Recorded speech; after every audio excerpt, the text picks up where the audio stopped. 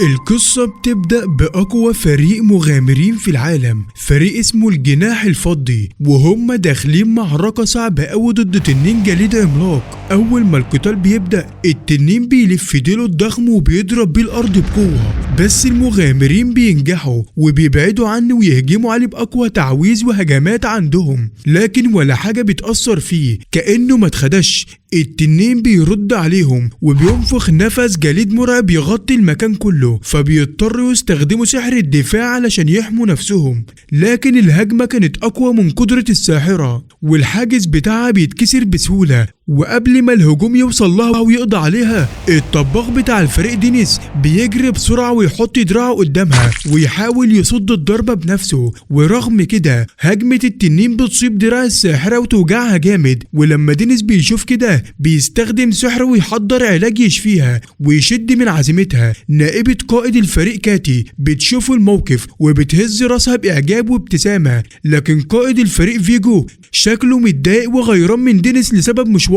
وفي لحظة غضب فيجو بيستدعي خنجر سحري ويضرب بعين التنين، وده بيخلي التنين يهيج بجنون وبيبدأ يطلع صواعق سودا بتضرب في كل اتجاه. كاتي والقائد بيحاولوا يهاجموه سوا مرة أخيرة، بس كل محاولاتهم بتفشل والفريق كله بيضطر ينسحب علشان ينقذ نفسه. وبعد شوية القائد بيطلب اجتماع عاجل علشان يناقشوا اللي حصل، بس كرسي نائبة القائد بيكون فاضي، ودينيس بيكسر الصمت ويسأل هم اتجمعوا ليه. وساعتها فيجو بيتكلم ويبدأ يلوم دينيس على الفشل اللي حصل، وبيقول له انهم كانوا هيكسبوا لو هو ما تدخلش وخوف التنين بصوته المرعب. ودينيس بيعترض ويقول له ان فيجو هو اللي امره يعمل كده، لكن فيجو بينكر تماما ويقول انه مستحيل يعمل قرار طايش زي ده. دينيس بيفتكر ان هدفهم كان يجمعوا الغنائم النادرة من التنين، لكن اول ما دخل حالة الهيجان بقى مستحيل يحققوا الهدف ده. ومع الفريق وهو محاصر في وضع خطير، فيجو هو اللي قال له يستخدم مهارة الترهيب بالصوت. صحيح المهمة فشلت، لكن بفضل القرار ده كلهم خرجوا عايشين. وقتها دينيس كان بيحترم فيجو علشان الجرأة دي، لكن دلوقتي حاسس انه بيستخدم الموقف ده علشان يرمي اللوم كله عليه. فيجو بيتمادى اكتر ويتهمه انه جاسوس من فريق منافس، وفي الاخر بيطرده من الفريق قدام الكل. دينيس بيبص حواليه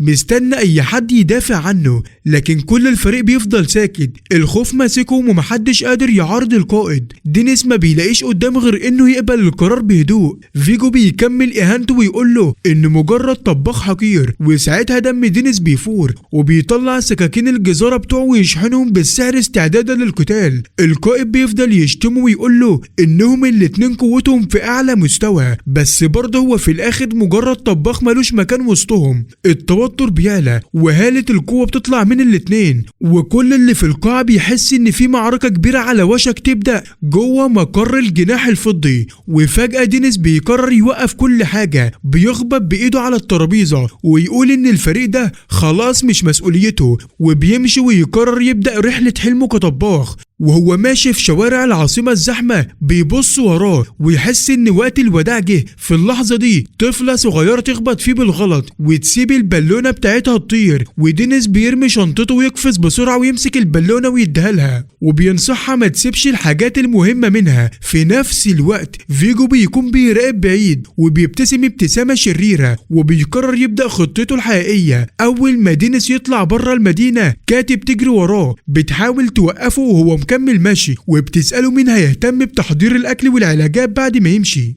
دينيس بيقول لها ان حد تاني بنفس المهارات هيجي مكانه، وبيقول لها تدور على اكلها في حتة تانية. كاتي بتفضل ماشية وراه وبتحاول تقنعه، وبتقول له ان الفريق بقى الاقوى في العالم بسببه، وان اغلب الاعضاء اصلا مش عارفين انه كان بيدعمهم من ورا الستار طول الوقت. وبتحاول اخر محاولة يائسة علشان تخليه يغير رأيه، ولما بتفشل بتطلب منه على الاقل يطبخ لهم وجبة اخيرة. ودينيس بيبص لها وبيسألها اذا كان ده كل اللي في دماغها، وكاتي بتفهم ان كلامها مش هيغير حاجة، فبتسألها يعمل ايه بعد كده. دينيس بيحكي لها عن حلمه انه يفتح مطعم، وبيشكرها انها سمحت له ينضم للفريق. وبيفتكر ان فيجو كان دايما غيران من قربه من كاتي، وكان واضح انه معجب بيها. دينيس بيعتذر لها ويقول لها وداعا ويمشي ويقفل صفحة المغامرات من حياته. وبعد كده دينيس بيوصل لمدينة صغيرة وهادية ويفكر يفتح مطعمه هناك. وبيبدأ يدور على مستلزمات ويدخل محل، وصاحب المحل بيحاول يضحك عليه ويبيع له صندوق تبريد غالي قوي. قبل ما يشتري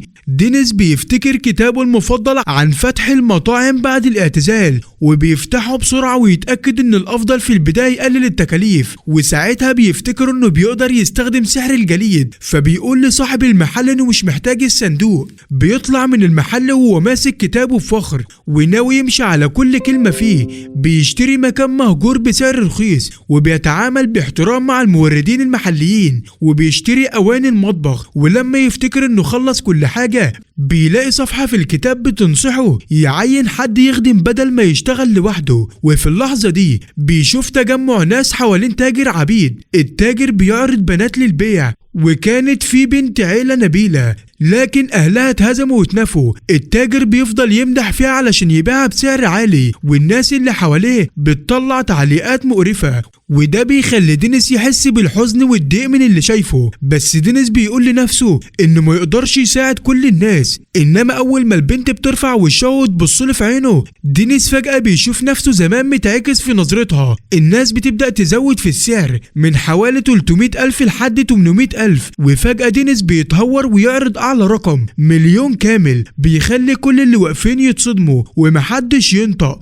تاجر العبيد بيفرح قوي وقرب يبيع البنت لدينيس، بس فجأة من غير أي مقدمات بولفو بيدخل وبيعرض 1,500,000، ودينيس ما بيستحملش المنظر المقرف ده وبيرفع السعر على طول ل 2 مليون. المزايدة بتفضل تعلى وتعدي ل 4 مليون، وفي الآخر دينيس بيصرف كل اللي معاه ويشتري البنت. بعد كده بياخدها ويجيب لها هدوم جديدة، وبتطلع لطيفة قوي في لبسها الجديد. وبالليل البنت بتمشي ورا دينيس في هدوء، ورغم ان بيقول لها تفضل قريبة منه الا انها تتوه وسط الزحمة. الناس بتزق فيها وبتخبط في ناس كتير وبتزعق لها. كل ما تبص حواليها تحس الدنيا مليانة وحوش، عالم بارد وغريب، وبتقف مكانها وتمسك في فستانها بقوة. وفي اللحظة دي دينيس بيلاقيها ويقول لها انها خوفته لما ضاعت، وياخدها ويرجعوا المكان. كمان بيعتذر لها انه كان ماشي بسرعة زيادة عنها. البنت اخيرا بتتكلم شوية وتسأله هو ليش طراها، ودينيس بيرد ويقول لها علشان فكرته بحاجة من ماضيه. بيطمنها ويخليها تحس بالامان،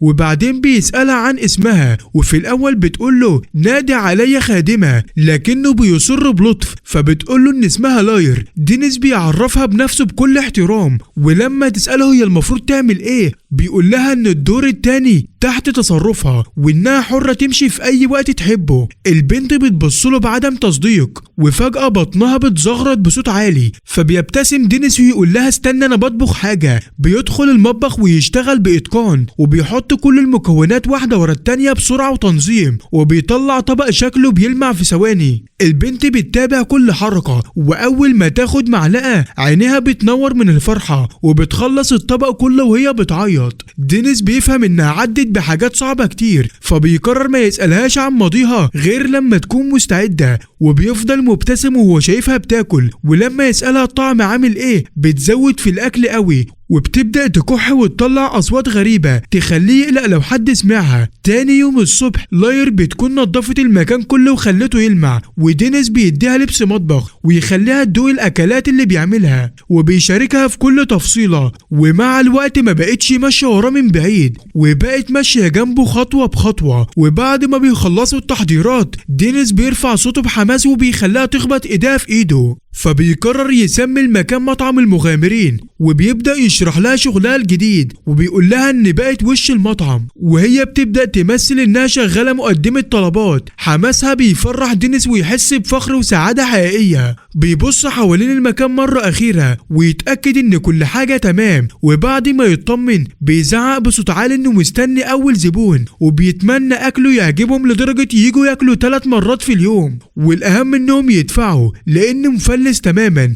وفجأة باب المطعم بيتفتح ويدخل مغامر لابس درع تقيل على اخره مفيش ولا فتحة، ودينيس بيقف مبهوت، بس بيفتكر تعليمات الكتاب ان في زباين بيبقوا مش عايزين كلام وعايزين هدوء، فبيبتسم ويطلب من لاير تجيب مية. الفارس بيقعد ويقرأ القائمة في هدوء، ودينيس بيفضل مركز معاه متوقع طلب صعب، لكنه بيشاور على طبق رز صغير وإضافة بسيطة. ودينيس بيسأله عاوز حاجة تانية، وهو بيرفض بيجاوب بحزم، ولما بيسأله هو بياكل قليل بيقول له لا، فبيفهم دينيس على طول إن مفلس، وبيتنهد ويقول له هيطبخ له وجبة تقيلة. الصوت اللي بيرد عليه بيكون مهزوز، وبتقول له إنها ما معهاش فلوس كفاية، ودينيس بيتضايق ويقول إن الشخص القوي لازم ياكل كويس. وبعدين بيستوعب إن سمع صوت بنت من جوه الخوذة، وبعد شوية الفارسة بتكشف له اسمها هنتيرا، وبتحكي إن فريقها طردها وقالوا إن البنات عبء ومش أقوياء، وبتقول له إن النوع ملوش علاقة بالمهارة. دينيس بيوافقها، وهي بتعترف إنها لسه قوتها قليلة، وهو بيشجعها ويقول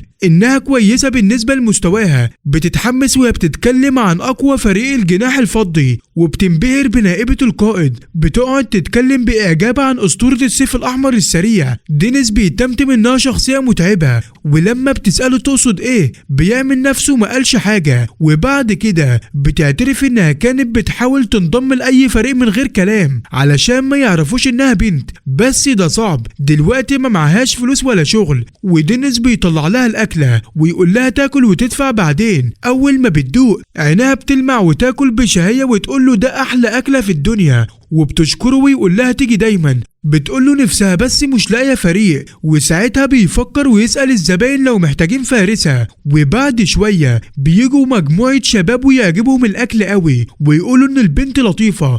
ودينيس بيسأل ليرا اذا كانت مبسوطة، وهي بتمشي في هدوء بس شكلها اسعد. وبيسمعهم بيقولوا انهم طالعين مغامرة، فبيعرض عليهم فارسة شاطرة. القائد بيوافق بسرعة ويقول تنضم من بكرة. وبالليل هنريتا بتشكره قوي، وبتقول اول مرتب هصرفه عندك. دينيس بينبهها تختار كويس، لكنها بتقوله ما تقلقش، وبيقدم لها أكلة تانية، وبتوعده ترد الجميل. وفي آخر الليل بيسمع بنات بيتكلموا عن فريق بيستدرج البنات ويأذيهم. الموضوع بيقلقه ويفكر في الشباب دول. تاني يوم بيخرجوا للغابة، والقائد بيقول لها تعتبره واحد منهم. هنريتا سألت ستيل المهمة ايه بالظبط، فقال لها ان الموضوع بسيط خالص، مجرد مهمة تجميع حاجات. ولما سمعت انهم بس هيدخلوا ويجمعوا شوية اغراض، فضولها زاد وسألت ايه الحاجات دي، بس الشباب قالوا لها انهم هيشرحوا جوه، وهي وافقت تمشي معاهم علشان ما تعملش موقف محرج. اول ما دخلوا هنريتا قضت على كل الوحوش في الدور الاول بسهولة، والشباب قعدوا يمدحوها بكلام كتير خلاها تتكسف وتحمر. ولما ستيل قال لهم انه لازم ينزلوا اعمق، حست بسعادة كبيرة ان الفريق معتمد عليها. افتكرت قد ايه زمان كانت بتتحكم عليها بس علشان بنت، وحست ان المرة دي الامور هتمشي تمام مع الفريق الجديد، ومن غير ما تعرف ان الابتسامات المزيفة على وشوشهم بتختفي اول ما تبص بعيد. وهم بينزلوا لجوه اكتر، وفعلوا فخ طلع منه تمثال ضخم من الحجر، بس هنريتا دخلت عليه من غير ما تتردد وقطعت دراعه في لحظة، وفضلت تقاتل وهي اساس الضرر في الفريق بالساعات لحد ما جسمها تعب خالص ورجلها خانتها. ستيل عمل نفسه متفاجئ، وهي قالت له انها تعبانه، وانه كان قايل ان المكان مش عميق كده، لكنه طمنها وقال انهم قربوا يوصلوا. فشدت على نفسها وكملت لحد ما وصلوا لمنجم كريستالات. هناك الشباب قالوا انهم جايين يجمعوا كريستالات زرقاء اسمها كريستالات الذكريات، وبدأوا يلموها على طول. هنريتا ارتاحت وقعدت على الارض من التعب، وستيل طلب من الساحر مرماك يعالجها، لكن بدل كده صدمها بتعويذة خلت جسمها ضعيف ومشلول. ولما حاولت تمسك سيفها ستيل داس على ايديها وزقها بعيد، وساعتها فهمت انها متثبتها، وهو واقف فوقها وبيشكرها انها ساذجة وسهلة الخداع. مرماك ضحك وقال ان سذاجتها هي اللي خلتهم يستمتعوا. ستيل بصلها بنظرة قذرة وقال ان المحاربات بالسيف احسن فريسة، وان جسمهم مميز، وقال لها انه هيخليها تمشي بعد ما فرقته يخلصوا اللي في دماغهم لمدة ساعة. مرموك قال لها تتمنى حد ينقذها لانها مش هتعرف تتحرك تحت تأثير التعويذة. وفي اللحظة دي هنريتا ندمت انها ما سمعتش كلام دينيس، وما خدتش بالها لما حست ان تصرفاتهم مش مريحة، وبدأوا يفك دراعه حتة حتة. وستيل اكد لها ان محدش هيجي ينقذها مهما صرخت، وهي على اخر املها سمعوا صوت غريب كأن في حد تاني داخل. ستيل امر هانوك يشوف ايه، وفجأة صرخة ضخمة طارت وخبطته خبطة جامدة. الكل وقف مذهول قدام مخلوق ضخم ماسك سكاكين تقطيع ولابس كيس على وشه. قلبهم وقع ومش عارفين ده وحش ولا واحد ضخم بسكاكين مطبخ. ستيل حاول يتماسك لكنه فشل، والساحر اكتشف ان مستواه اعلى بكتير ومش قادر يحدد نقطة ضعف. في ثانية المخلوق اختفى وظهر ورا ستيل، وضربوا واحدة طيرته في الحيطة وخلى الباقي يرتعشوا من الخوف. حاولوا يهربوا بس المخلوق ضربهم لحد ما وقعوا، وهنرتا فقدت الوعي وهي بتسأل نفسها مين الطباخ الغريب اللي أنقذها. وبالليل حكت لدينيس كل اللي حصل وقالت إنها فاقت في قاعة الانتظار بتاعة النقابة وإنها ما لحقتش تشكره. ودينيس حاسة قد إيه إن اللي حصل كان صعب، وقالت له كمان إن المهاجمين اتلاقوا مربوطين بعناية قدام مدخل الزنزانة، وبعد التحقيق طلع إن عليهم مكافآت. قالت إن كل اللي حصل كان شبه حلم وإنها اتعلمت تختار فرقها بعناية زي ما قال لها. ودينيس حس بالذنب إنه مدققش فيهم،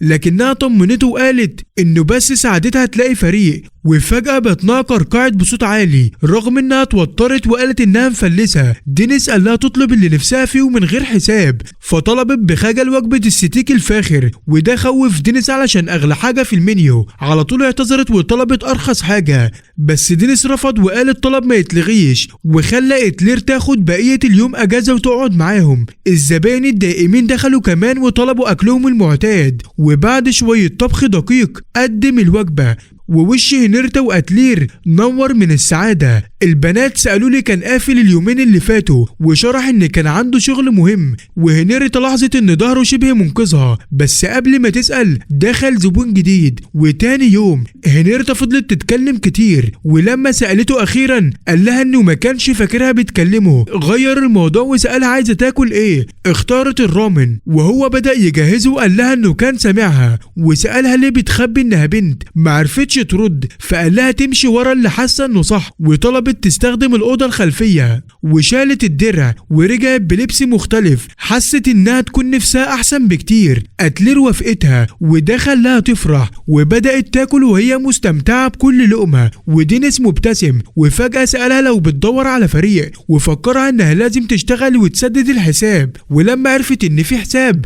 قلبت الدنيا. وفي وسط اللخبطه دخل مغامر لامع وقعد هادي، ودينيس احتار هو ولد ولا بنت. ولما سألوا الأكل الحلو إيه قال له كله تمام، وده خلى الاختيار أصعب. وبعد شوية تذمر السيف رشح له وجبة فترة كاستودين، بس الزبون رفض على طول وقال إن مش في مزاجه ياكل رز. هنرتا دخلت في الكلام واقترحت شوية اختيارات، وبدأت بالمكرونة اللي بتحبها، وبعدها اقترحت كالبيدون، بس ولا حاجة شدت انتباه الزبون. ودينيس كان واقف بيتفرج وصبره بدأ يخلص ووشه باين عليه الضيق. وهنرتا اتحركت بسرعة وحاولت تهديه وقالت له ان العيال ساعات بتحتار ومش بتعرف تختار. وفي اللحظه دي اتلير قربت من الزبون وقالت له لو محتار قوي كده ايه رايك في رز مقلي. الضيف اللي شعره ازرق وافق وطلبه، وده رجع الابتسامه لوش دينيس وهو داخل المطبخ. حضر الاكله باتقان المعتاد وطلعها مظبوطه وزود فوقها شويه جمبري. اول ما الزبون ده اول معلقه وقف مكانه من كتر الدهشه،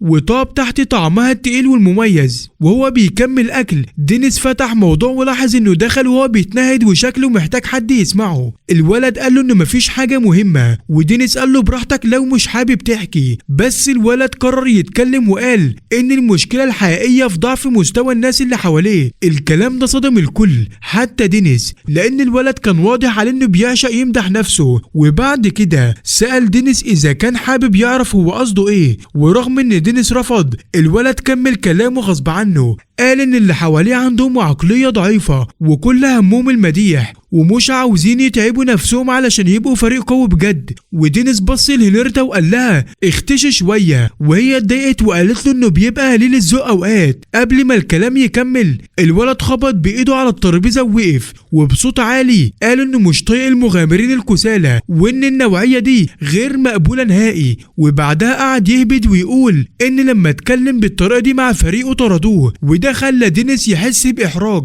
وهو بيسأل نفسه ليه المطعم بتاعه دايما بيجمع ناس منبوذة. هنرتا قالت انها مش فاهمة برضه، بس الولد فضل يكمل وهو واثق جدا من نفسه، وقال انه قريب هيبقى قوي وينضم للرياح الفضية ويبقى اقوى ساحر عندهم. ودينيس نصحه يخلي باله علشان ما ينتهيش لوحده. وبعد ما خلص اكله دفع الحساب ومشي، وعرفهم ان اسمه فيفا سترينج، وقال انه المرة الجاية هيطلب رز مقلي بالجمبري. وبعد فترة رجع تاني وطلب اكله على طول، وكعادته قعد يهري كتير وقال انه قرر ينضم لاقوى فريق موجود اسمه كتيبة الضباب الليلي. فضل يتفاخر بمهاراته العالية وقال ان دخوله للرياح الفضية مسألة وقت، ودينيس جاب له الاكل وهو كمل احلامه عن مستقبله معاهم. دينيس من جواه كان بيتمنى الولد يلاقي فريق كويس يساعده يبقى مغامر يعتمد عليه بجد، فسأله عن اول مهمة ليه، والولد قال انه بيجمع مواد دمج طعم من حوالي الدور الخامس. الكلام ده قلق دينيس شوية، فاستخدم مهارة الفحص وعرف ان مستوى 17 رغم ان ده عالي بالنسبة لسنه، بس الدور الخامس معمول لناس مستواهم فوق التلاتينات. وسأله مش شايف ان المكان عميق عليه، بس الولد رد بثقة ان اعضاء كبار من الفريق هيدعموه. ودينيس افتكر الهبد اللي كان بيقوله عن المهارات المتقدمة، واتأكد ان الولد غالبا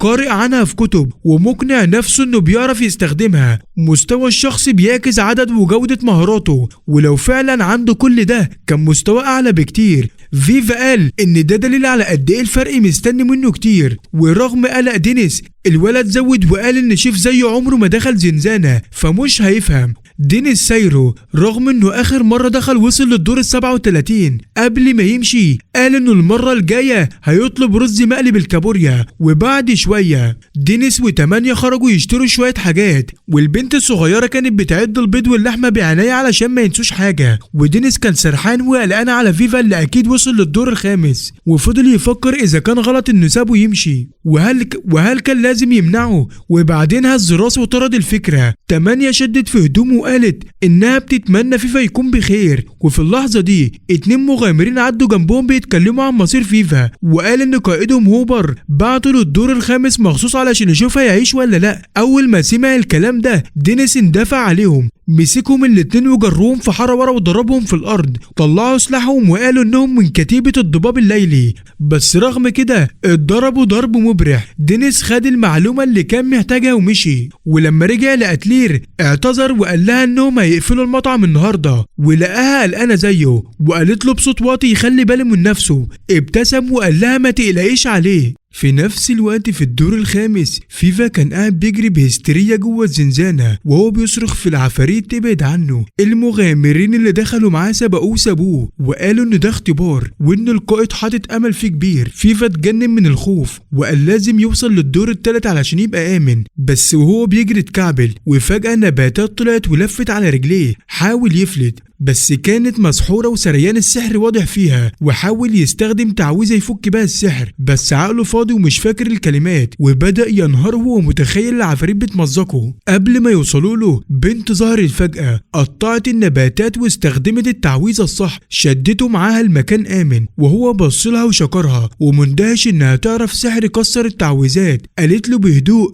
ان ده مش وقت راحة ولازم يلاقوا مخرج. ولما سألها اذا كانت تايهة زيه قالت ان فريقها سابها بعد ما وقعت في نفس الفخ ومحدش رجع لها. قالت له يستنوا سوا يمكن حد يجي ينقذه، بس فيفا اعترف بهدوء ان محدش جايله. وهم قاعدين بيتكلموا اكتشفوا قد ايه شبه بعض، وفجأة العفاريت قربت وفيفا حاول يتصرف كبطل وقال انه هيشغلهم علشان سينيسيا تهرب. هي اعترضت وطلبت منه يستنى، بس هو اصر وقال انه مديون لها بحياته ويجري قبل ما تمنعه. وهو واقف قدام العفاريت وصرخ وقال انه عاوزها تعيش، ورمى نفسه قدامهم. حاول يفضل هادي وهو بيأمل انها تكون هربت، واستخدم تعويذة دفاعية اسمها الكف علشان يوقفهم. التعويذة نفعت لحظة لكن العفاريت كسروها واندفعوا ناحيته. وفي اللحظة دي بالظبط دينيس ظهر فجأة وهو لابس قناع رخيص واستخدم مهارة حبست العفاريت جوه حلة طبخ كبيرة. وفيفا صرخ من الخضة وشاور عليه وقال وحش، وفضل يرمي التعويذة الكف من كتر الزعر. دينيس زعقله وساعتها فيفا استوعب ان الراجل اللي بالقناع هو دينيس نفسه. دينيس شد القناع من على وشه وقال هو لابس القناع ده ليه اصلا، وبعدها ضرب فيفا على دماغه ضربة خفيفة علشان الحركة الانتحارية اللي عملها قدام العفاريت وهو بيجره معاه. فيفا قال بصوت واطي ان كان في واحدة تانية معاه، خاف تكون سينيسيا جريت، بس دينيس قال انه ما شافش حد وهو جاي. وفيفا شاور على حفرة قريبة وقال يمكن تكون لسه هناك، لكن لما بصوا جوه لقوا عظم واحد باين انه ميت من زمان. وبعد كده في النقابة عرفوا ان البنت دي كانت سينيسيا ديريد، مغامرة اتفرقت عن فريقها من 13 سنة في الدور الخامس ومحدش سمع عنها بعدها. الاتنين جمعوا عظمها ودفنوها في قبر. دينيس قال انه سمع عن حكايات بتقول ان ارواح المغامرين اللي وقعوا احيانا بتحمي الاحياء، وفيفا انهار في العياط وشكرها علشان هي انقذته، ووعد انه يفضل يزور قبرها وانه في يوم من الايام يبقى اقوى ساحر يحمي بنات زيها. وهم راجعين للمطعم دينيس خبطه خبطه خفيفه في ظهره وقال له يشد حيله علشان سينيسيا ترتاح، بس فيفا تنهد وقال له انه من حقه يحزن شويه. تاني يوم في مقر كتيبه الضباب الليلي واحد نادى على بنت اسمها بول وفضل يوبخها علشان اتاخرت في التقارير. هي فضلت تعتذر وهو بيذلها من غير ما يقف، وهي حاولت تشرح ان الارقام مش مظبوطه لكنه ضربها برزمه الورق وقال لها تكملي شغل لحد ما تبقي مظبوطه. وبعد كده فضلت صاحيه طول الليل، وفي الاخر اكتشفت ان الغلط بسبب شغل مهم من حد اكبر منها، وهي بتفكر انها لازم تصحى بدري. بطنها كركعت، زعلت لما افتكرت انها ما كلتش لا غدا ولا عشاء وكل المطاعم قفلت، وساعتها افتكرت مطعم جديد فتح قريب. بس لما وصلت لقيت 8 واقفه بره وبتقفل، وحست ان الامل راح. لكن الديلر شافتها ودخلتها وطلبت من دينيس يخدم زبونه اخيره قبل القفل. فيفا اتفاجئ انها بتتكلم علشان حد غيرها. هنريتا قالت مش هضطر، ودينيس رحب بالبنت وطلب منها تختار. وبعد ما قعدت باك طلبت اكله اليوم، وهو بيحضرها كانت باك بتبص بهدوء على هنريتا وفيفا هما بيتكلموا على الكاونتر. شافهم مبسوطين مع بعض وحست بالغيره من الجو الحلو، لان حياتها كلها شغل وبس، ملهاش صحاب ولا راحة، ففكرت يمكن تبدأ حياتها الاجتماعية في المكان ده. وبعد شوية دينيس قدم لها الأكل وهي فضلت تبص للطبق من غير كلام لأنه شكله يجنن، وقال لها تاكل قبل ما يبرد، فغمست في الصوص وخدت أول لقمة. عينها لمعت وقالت إنها عمرها ما داقت طعم زي ده. هنريتا ابتسمت وقالت إن كل حاجة دينيس بيعملها حلوة، وقعدت تعد أحسن الأكلات اللي جربتها. وفيفا اتفاجئ من كتر اللي تعرفه. هنريتا قالت بفخر انها اول زبونه للمطعم، ودينيس صحح لها وقال انها كمان اول واحده بتاكل على الحساب ومستريحه زياده عن اللزوم، وقال لها تشتغل بقى. فردت عليه وقالت ان فيفا ملوش شغل برضه. ضحك باك فجاه، ودينيس اعتذر لها عن الدوشه، وفجاه الكل سكت لما بول انفجرت في العياط. جواها كانت حاسه قد ايه المكان ده جميل والناس طيبين والاكل تحفه، بينما هي كل اللي بتاخده اهانات وسهر طول الليل، وكل صباح بتصحى وهي نفسها كل حاجة تخلص. افتكرت طفولتها لما كانت بتبهر أهلها بسحرها وازاي جمعوا فلوس سنين علشان تبقى ساحرة يفتخروا بيها. وقتها مديرة المدرسة انبهرت وعرضت عليها شغل، بس باك كانت عايزة تكسب فلوس بجد من المغامرات وتبعت لأهلها، فانضمت لأقوى نقابة في المدينة. رجعنا للحاضر. هنريتا لاحظت ان باك ماشية وسألت إذا كانت كويسة. فيفا قال إنها شغالة في كتيبة الضباب الليلي، نفس اللي بعتوله مهمة مستحيلة. قال إنه شافها مرة واحدة بس معاملتهم ليها كانت مقلقة. وهنريتا سألت دينيس إذا يقدر يعمل حاجة، وفيفا وافق، بس دينيس قال إنه مجرد طباخ شغله يطعم الناس، والمشكلة دي لازم تواجهها هي بنفسها. تاني يوم في الصباح بول طفت المنبه الساعة 3 ولفت في السرير. ما نامتش طول الليل ومش قادرة تتحرك، وهي قلقانة تتأخر. نامت تاني، وبعد ساعتين فاقت وجريت تجهز نفسها. نزلت تحت واعتذرت لفريقها، وواحد وبخها وقال لها ازاي تتكسف وتخلي الكبار يستنوها. وبعدها دخلوا الزنزانة والراجل اتخبط من وحش ذئب، وقبل ما يخربش وشه بول استخدمت سحر الرياح وبعدته بعيد، وبدل ما يشكرها زقها وبصلها بنظرة مرعبة. وبالليل كلامه فضل يرن في ودانها لانه قلب القصة وقال لها انها حاولت تحرجه وتسرق الفضل، ولما حاولت تشرح غصبها تعتذر وقالوا انها ما تستاهلش الفريق. في نفس الوقت هنريتا وفيفا كانوا ماشيين قريب وبيتكلموا عن الاكل والشغل، وفيفا لاحظ بول ماشيه لوحدها وشكلها غريب، فمشي وراها بهدوء لحد البرج، وهناك فهم انها ناويه ترمي نفسها. بول كانت حاسه ان الحياه ملهاش قيمه وخطوه واحده وهتخلص. اول ما قفزت هنريتا جريت ومسكتها في نص الوقعه، وفيفا استخدم تعويذه الكف تحتهم علشان يخفف السقوط. في نفس اللحظه دينيس كان سرحان وتمانية عدت من جنبه من غير هدوم، وسالته عادي اذا كانوا خلصوا الفوط. قال لها مش عادي تمشي كده، وجري يجيب لها فوطة، وفجأة هنريا دخلت وهي شايلة باكل على ظهرها. فيفا اتصدم وسأل ليه اتيلر مش لابسة حاجة، وقال يمكن دي حركة واقعة للشغل. زعق لها تلبس، وهي قالت مش هتلبس غير لما تنشف. دينيس لف يزعق لهنرتا، بس وقف لما شاف باكل مغمى عليها،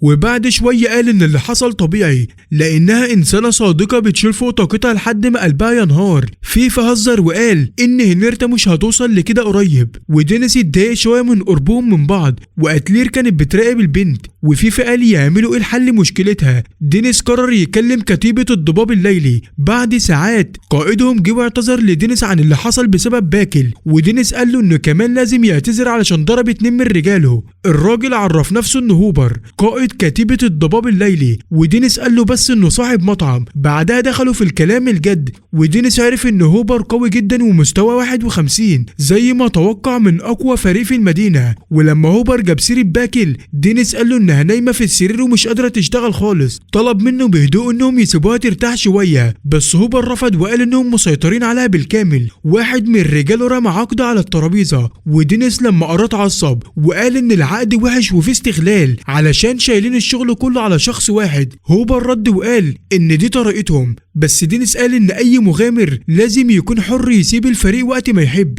هوبر قال له يخليه في حاله، وده ولع دينيس اكتر، فزعق فيهم وقال انهم بيعصروها زي العبيد. الاتهام ده عصر هوبر قوي لدرجة انه كسر مج من غير ما يستخدم غير ايده، وده خوف فيفا وهنرتا. وبعدها هوبر قال ان فريقهم اقوى فريق في المدينة وانهم هم القانون، وطلب من دينيس يسلم باكل حالا، وقال ان دي اخر مرة يتكلم بالذوق. وفوق باكل كانت مكورة نفسها في السرير وبتتمنى لو انها ما كانتش اتنقصت، وفجأة تمانية كلمتها وقالت لها انها حرة تموت لو ده اختيارها، وانها هي كمان زمان فكرت تموت لما كل حاجة غالية عليها اتاخدت منها واتباعت عبدة، فكانت غرقانة في الضلمة وفاقدة الامل. بس بعد كده حصل لها شيء حلو وغير حياتها، وفي الاخر قالت لباكل تاكل اكل حلو الاول، ولو لسه حاسة بنفس الاحساس بعدها يمكن الموت هو الطريق الوحيد. بس قالت انها تفرح اكتر لو اختارت تعيش. وتحت دينيس سأل هوبر اذا كان فاكر نفسه ملك ولا حاجة كبيرة،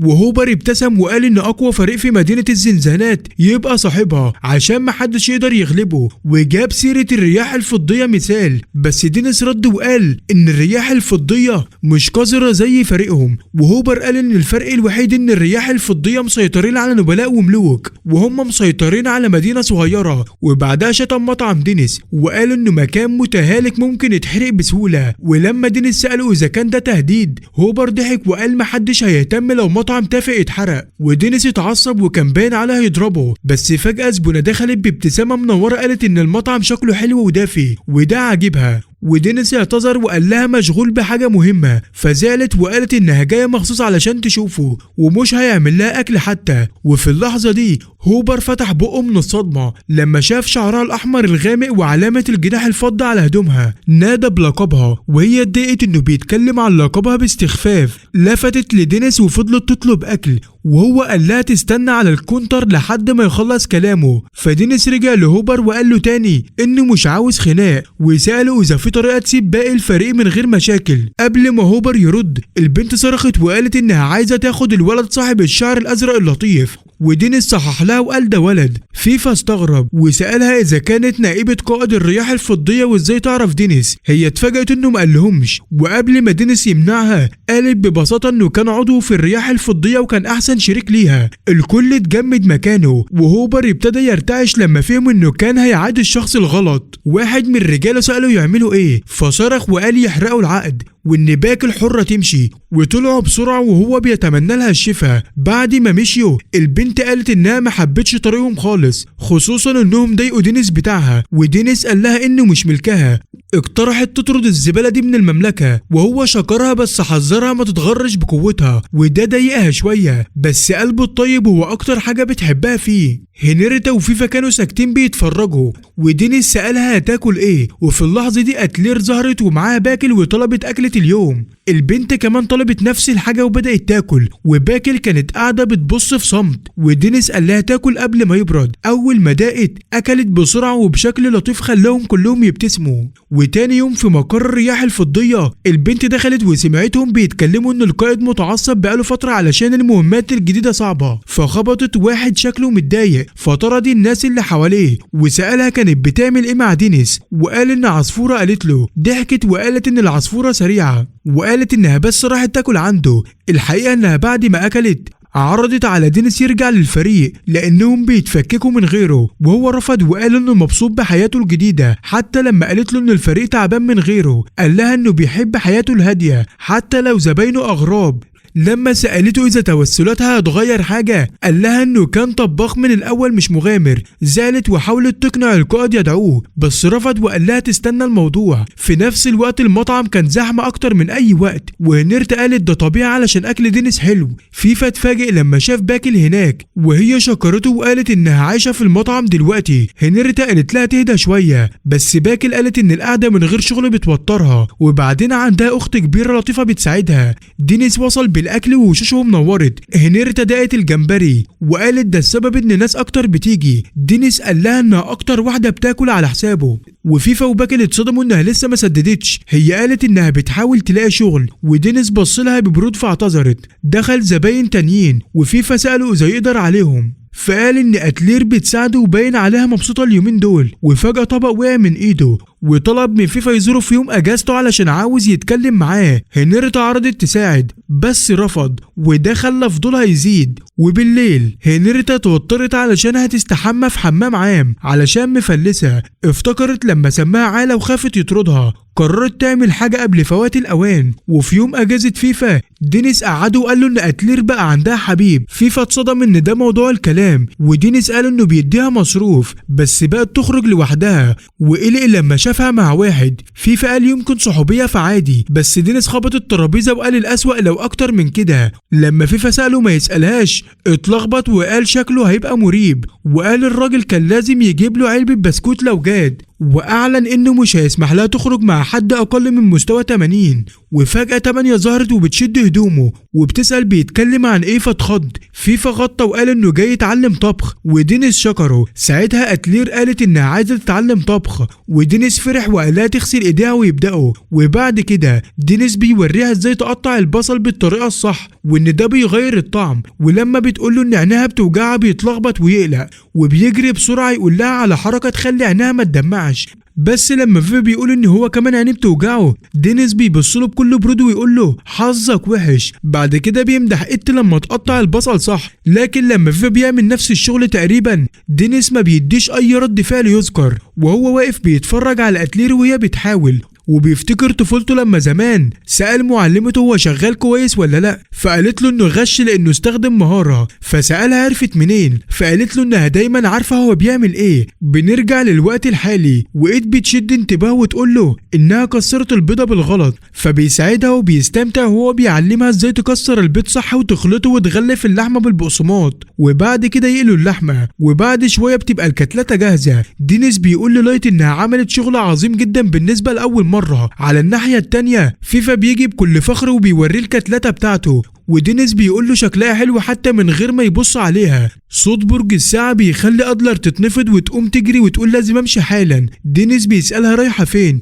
فبترد عليه بكل بساطة بره كأنه مش فاهم، وهو بيتفرج عليها وهي ماشية. فيفا بيقول يمكن رايحة تقابل حبيبها، وده بيخلي دينيس يتجنن ويقلق تاني. في نفس اللحظة باتشيل بتطلع من أوضتها، ودينيس بسرعة بيقول لها تخلص الطبقين وبعدين تروح تشتروا علشان عنده حاجة مهمة لازم يخلصها مع فيفا اللي واضح انه مش عاوز يروح. في نفس الوقت باكل بتبقى متوترة ومش واثقة في نفسها تروح تشتري لوحدها، وساعتها هنرتا بتظهر في الوقت المناسب وبتعلن بفخر انها دخلت امتحان انضمام لفريق. بس دينيس بيتجاهلها وبيسألها اذا كانت تقدر تساعد باكل في التسوق، وهنرتا بتوافق بسعادة. ودينيس بيقول لهم انه معتمد عليهم، وبعدين بيجري باقصى سرعته، والبنات بيفضلوا يبصوا لبعضهم ومش فاهمين في ايه. وفي المدينة فيفا بيحاول يقنع دينيس يقف علشان شكلهم بقى زي المتلصصين، بس دينيس بيطنش ويقول انه الوصى عليها. وفيفا بيقول له له طب ما تروح تكلمها مباشر بدل التصرف الغريب ده. وفجأة دينيس بيمسك فيفا من دماغه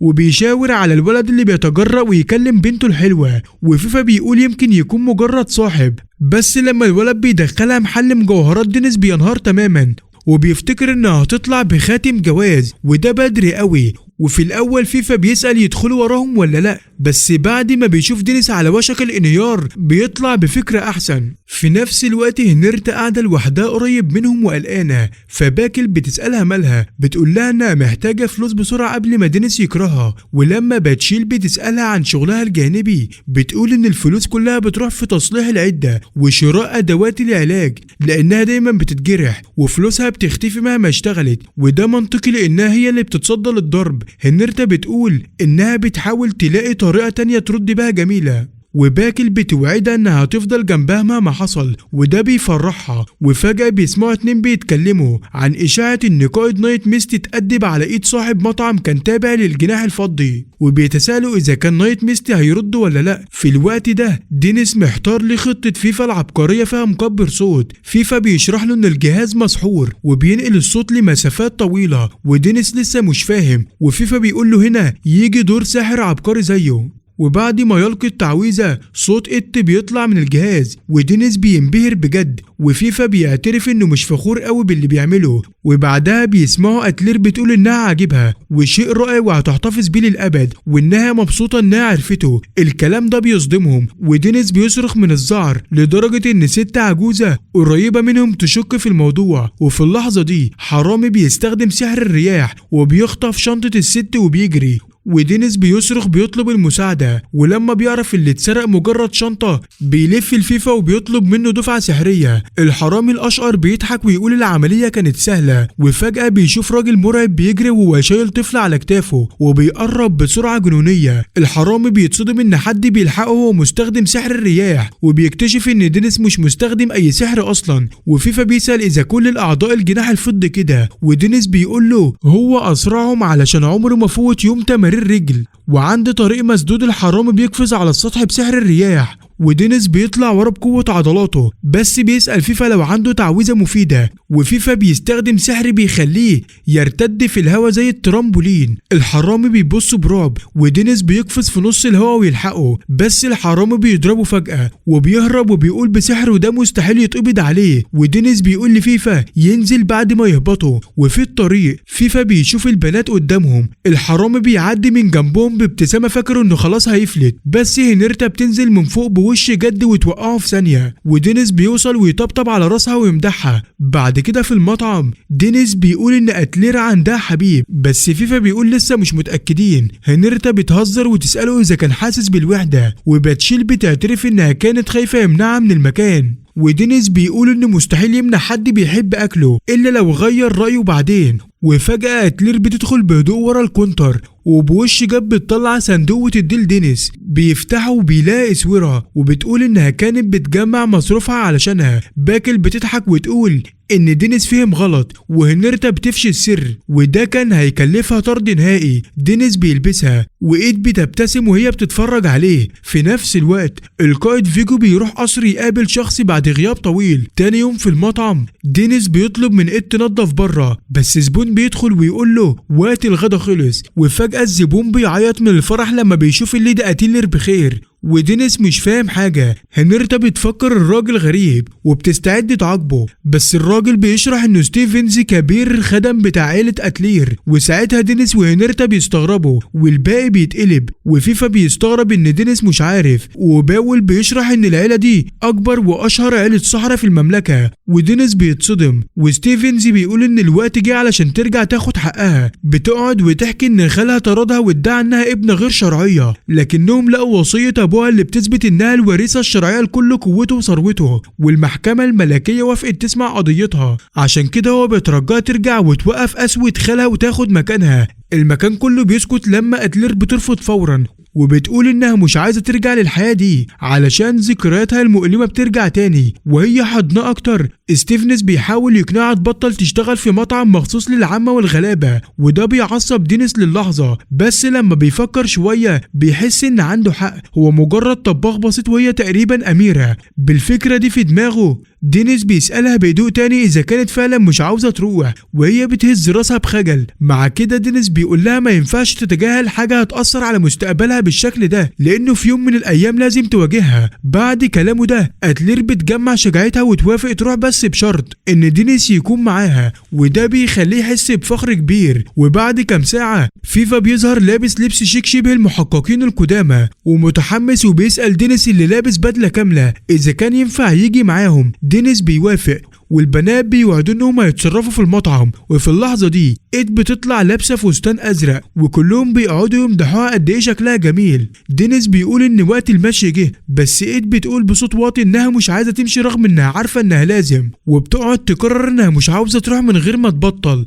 وده بيخلي دينيس فخور علشان دي اطول جمله قالتها من شهر، وهو بيطبطب على راسها وبيأكد لها انها دايما جنبها. وستيفنز بيسأل السيده الصغيره اذا كانت هي وخدامها جاهزين، وده بيضايق دينيس جدا رغم انه عارف انه اقل منها في المكانه. وبكده يتحركوا، والبنات بيودعوهم وبيتمنوا لهم رحله امنه. وبعد سفر طويل بالعربيه بيوصلوا اخيرا للعاصمه، وفيفا بيبص من الشباك على المدينه بانبهار زي عيل جاي من قريه. ودينيس في نفس الوقت بيحس بعدم ارتياح وهو راجع العاصمه، بس فيفا بيفوقوا لما يعدوا جنب مطعم بلاك المشهور انه احسن مطعم في العاصمه الملكيه. ورغم ان دينيس نفسه يقف ويسلم على صاحبه القديم، بيحس انه مش قادر يواجهه دلوقتي. وبعد شويه بيوصلوا لدار العيله، وبيقابلهم واحد من الموظفين القانونيين وبيعرف نفسه انه المسؤول عن القضيه. ودينيس بيعرف نفسه انه الوصي على إيد، وبعدها بيدخلوا جوه. وكاتسيبيتش بيشرح انه لازم ياخد عينه دم من السيده الصغيره،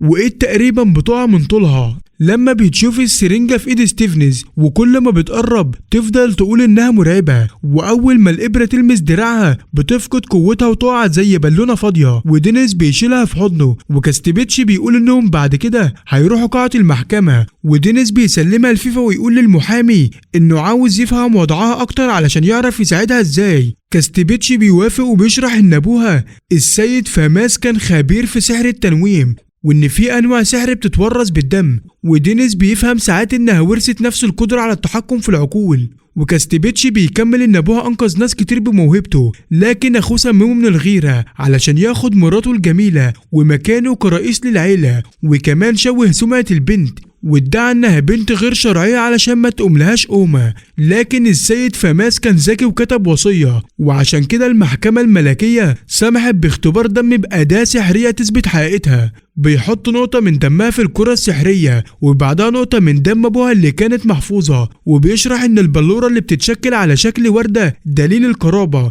وبعدها بيعيد الاختبار باستخدام دم امها إليزا، وبتطلع نفس النتيجة، وده بيأكد ان أتلير بنتهم بدون اي شك. دينيس وفيفا بيفرحوا بالدليل ده، بس أتلير بتفضل حزينة. وبعد كده في المحكمة القاضي بيبدأ الجلسة بحضور الطرفين، وعمها السيد جوزيف بيبدأ يرمي كلام سخيف على دينيس.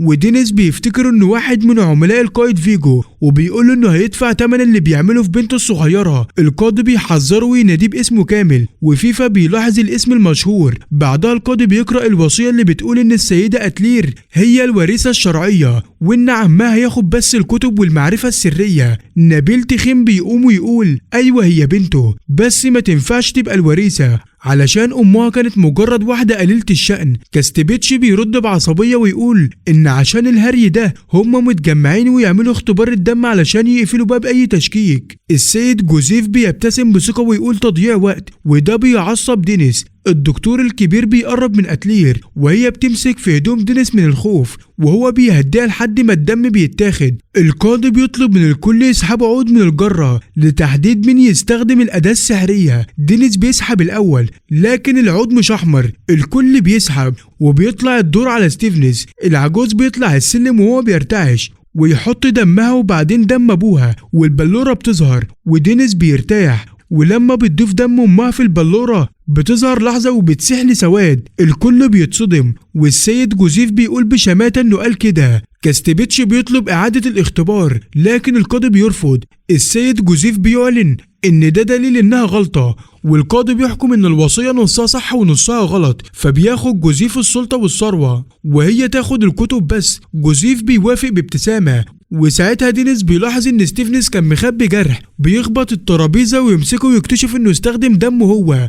العجوز بيعترف ان جوزيف وعده يرجعه لمنصبه، ودينيس بيعاقبه بسحر النار، والقاضي بيصرخ فيه. بس دينيس بيزعق اللي بيهينوا القانون هم المجرمين اللي زوروا كل حاجة وعذبوا بنت بريئة. الحراس بيدخلوا، ودينيس بيتوعد يحول اي حد اذاها لرماد، لكن فيفا بيهديه وبيسألوا مين هيحميها لو بقى عدو للمملكة. دينيس بيهدى وبيبصلها، وبعد الجلسة القضية بتتقفل ودينيس بيندم انه جابها. بياخدهم للمكتبة وبيشرح انها بقت مخزن ويمكن يكون فيها حاجة مهمة. أتلير بتقع في قبو سري مليان كتب نادرة جدا. فيفا وكاتسيبيتش بيكتشفوا انها كنوز قومية وتاريخ البشرية الضايع، ودينيس بيسأل ايه بتعمل ايه؟ بتقول انها عايزة تدي كله للمطعم.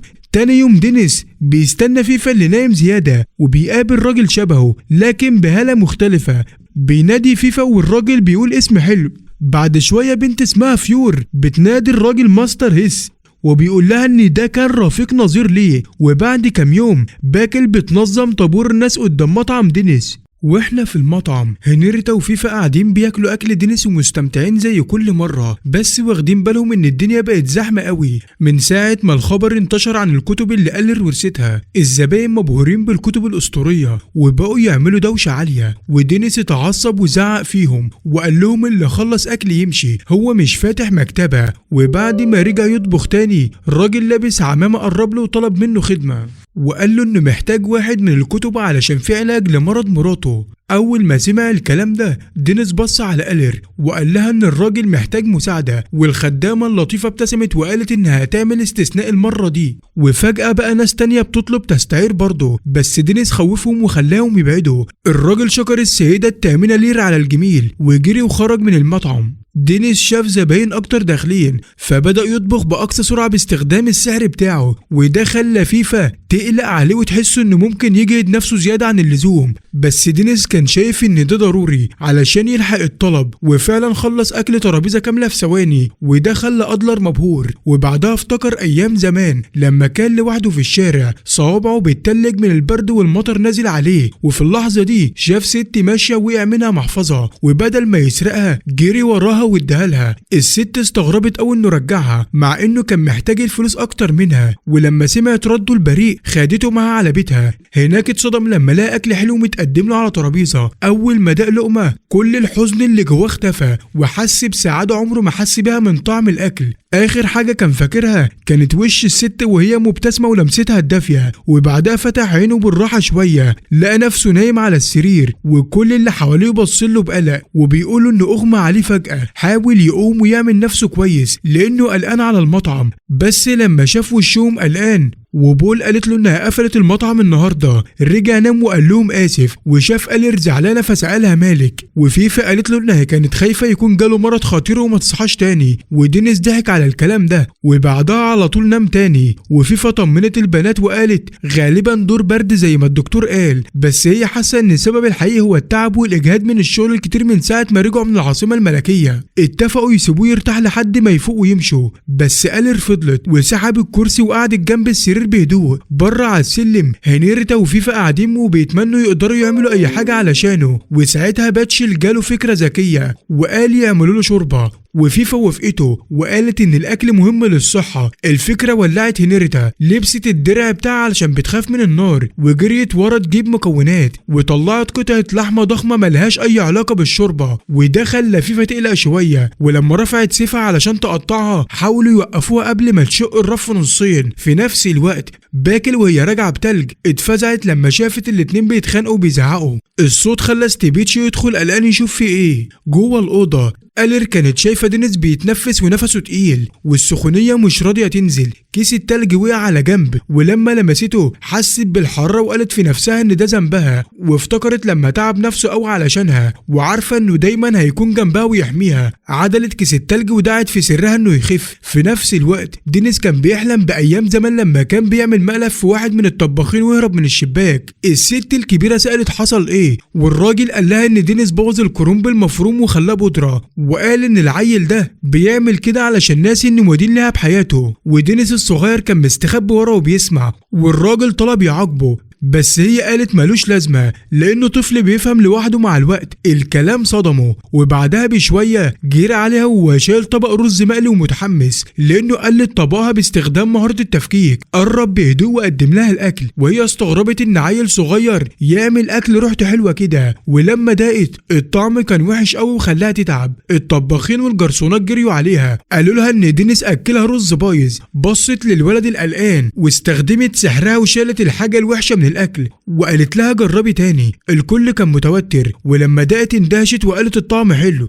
وانه بس نسي بهار من البهارات الخاصة. وبعدين وهي لوحدها في المطبخ دينيس دخل واعتذر وهو مكسوف علشان استخدم المهارة الغلط. هي فكرته بأهمية استخدام المهارة الصح. ساعتها انفجر في العياط لانه كان فخور قوي بالاكلة. علمته يركز في دراسته ويسمع كلام الكبار، وهو استغرب انها عرفت انه استخدم مهارة التفكيك وانها عدلتها في ثانية بمهارة الدمج. قالت له الموضوع بسيط ومش من فراغ بينادوا عليها اسطورة الرز المقلي. ولما سمع اللقب سألها ينفع يبقى مشهور زيها، وفرح لما قالت له نرجع للحاضر. فيفا سألت ستيبيتش ايه اللي جابه، فقالوا انه عاشق قوي للمعرفة السحرية وفي كتاب من اللي ألير ورثتهم نفسه يقراه، بس دلوقتي الأهم إنهم يعملوا حاجة لدينيس. أول ما هنرت قالت شوربة قال لازم نطبخ رز، هي ردت عليه إنهم بيعملوا شوربة مش رز، فبدأ يشرح لهم إن طبخ الرز صح هو أهم خطوة في الشوربة الصح. وبول وفيفا اتحمسوا مع الراجل اللي قاعد يرغى عن حبه للسحر قبل ما يبقى محامي. باكل وفيفا فهموا إن التحكم الدقيق في نار السحر مهم قوي، وستيبيتش اقترح نار وهمية علشان تقلل القوة باستخدام مانا أقل. وهنرتا كانت واقفة ومش فاهمة حاجة، وفيفا قالت المشكلة إن النار الوهمية ما بتخليش الرز مظبوط، بس هنرتا فكرتهم إنهم بيعملوا شوربة ومش محتاجين قرمشة.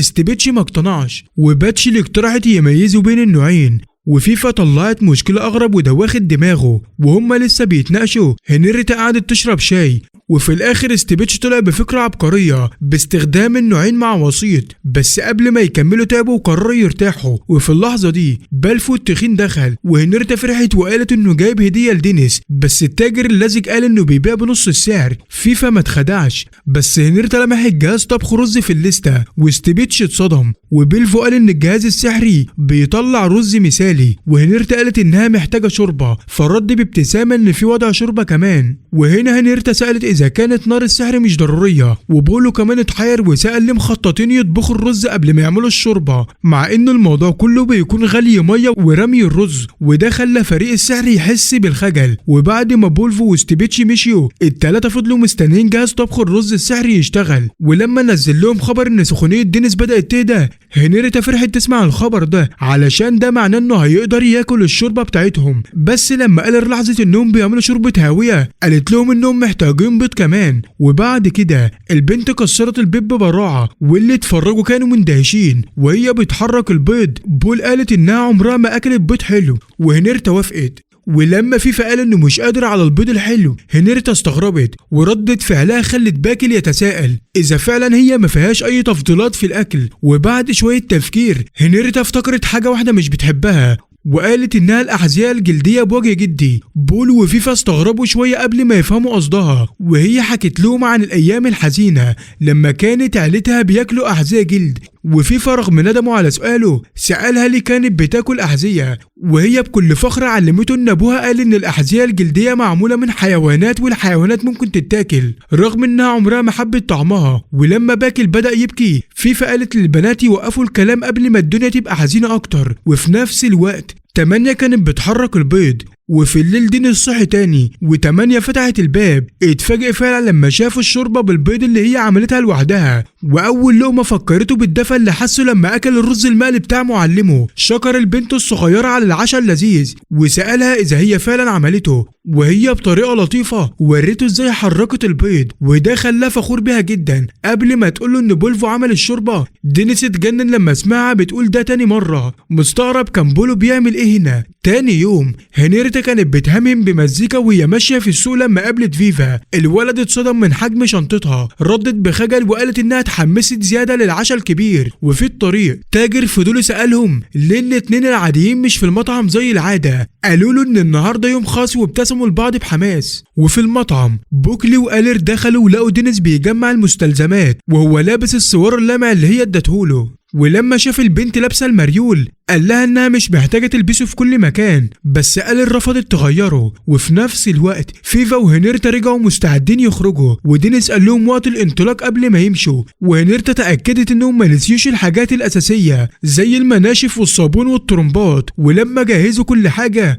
راحوا على بيت الاستحمام يغتسلوا قبل العشاء الكبير. وفيفا اتجنن لما شاف جسم دينيس المفتول. دينيس فليكسي بكل فخر وقال ده شكل الراجل الصح. وفيفا ما قدرش يمسك نفسه وبدا يمدحه ويسأل عن سر جسمه المفتول، لكن دينيس غير الموضوع وسأل فيفا ليه ضعيف كده. الولد قال انه مش محتاج عضلات لانه ساحر، ومع ذلك دينيس جسمه مفتول بالنسبة للمقاتل.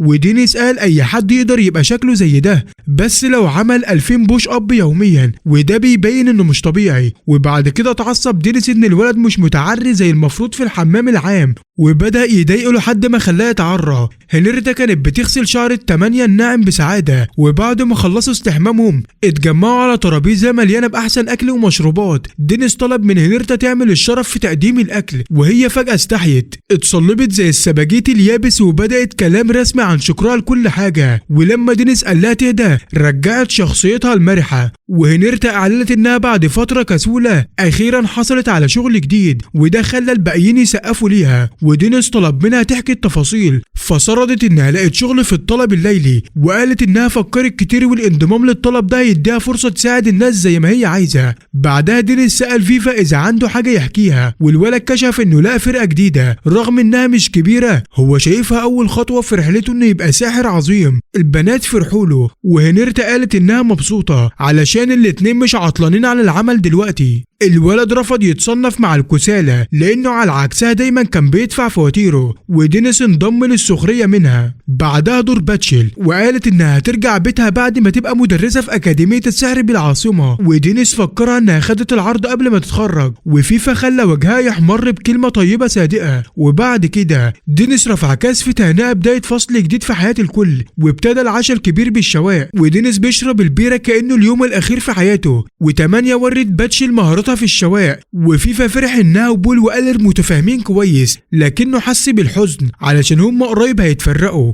وده شد انتباه الكل. وفيفا اعترف انه هيكون وحيد شويه، وهنريتا فكرت اذا هتوقف شغلها شويه، لكن دينيس نعتهم بالحمقى وقالت لهم يثبتوا في الطريق اللي اختاروه. الكلام الحكيم ده خلى بول وفيفا مبسوطين، وهنريتا اتحمست وقالت انها جاهزه تسافر من بكره، لكن تمانية فكرتها انها شغلها لسه مبتدئ. وبعدها دينيس رمى شويه رز في طبق وورى مهاراته في الطبخ. حبوب النور طلعت من الطاسه وهو بيرمي البهارات ويقلبها باحتراف، وده خلى الكل مندهش من الرز المقلي 5 نجوم. كلهم استعدوا ياكلوا، بس صوت مضغ غريب لتاجر متعرج بياكل رز شد انتباههم، وبولفو اعترف انه ما قدرش يقاوم ريحه الاكل، ودينيس عرفه انه نفس التاجر اللي حاول يزاحمه على 8 من قبل. ولما نسيت تقول اسمه بولفو حس بالحزن، لكن لما 8 قالت اسمه حاول يكسب وداوي يخليها تشتغل عنده. دينيس سكت عنه وقال له خليك بعيد عن البنت بتاعته، بس شكر التاجر على مساعدته بجهاز طبخ الرز اللي خلى الكل ممتع زي شوربة البيض اللي عملتها 8، وكان طعمها ممتاز لدرجة انه ناوي يحطه في المنيو. دينيس سأل التاجر بأدب ليه ظهر هنا، وبولفو طلب منها ما ينادوهاش منحرف قدام آلير. وبعد كده بولفو قال انه سمع عن العشاء الكبير وعاوز يدل دينيس والاخرين بعرض لحم ممتاز من اجود انواع اللحم. التلاتة اندهشوا وفرحوا انهم خدوا العرض، ولما بولفو خرج سكاكينه المميزة البنات رموا اللحمة في الهواء، ودينيس قطعها بدقة لقطع جاهزة للشوي. الكل اتفاجئ من طعم اللحمة،